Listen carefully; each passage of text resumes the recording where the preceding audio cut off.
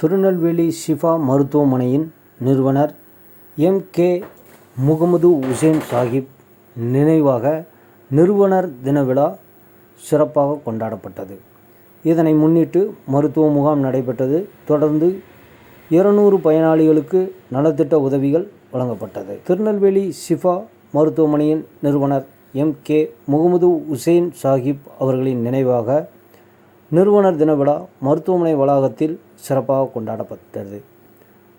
நிறுவனர் தினத்தை முன்னிட்டு பொது மருத்துவர் டாக்டர் கார்த்திக் நாச்சியப்பன், சிறுநீரக அறுவை சிகிச்சை நிபுணர் டாக்டர் நிரஞ்ச், மகளிர் நல மருத்துவர் ஷரோன் ரோஸ் ஜொனாட்டா, பொது அறுவை சிகிச்சை நிபுணர் டாக்டர் அஜய் ரெக்ஸ், எலும்பு முறிவு மற்றும் மூட்டு மாற்று அறுவை சிகிச்சை நிபுணர் டாக்டர் அகமது யூசப், நுரையீரல் மருத்துவர் டாக்டர் பாலா ஆகியோர் கலந்து கொண்ட இலவச மருத்துவ முகாம் நடைபெற்றது.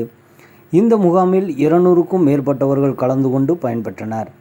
இதனைத் தொடர்ந்து நலத்திட்ட உதவிகள் வழங்கப்பட்டது.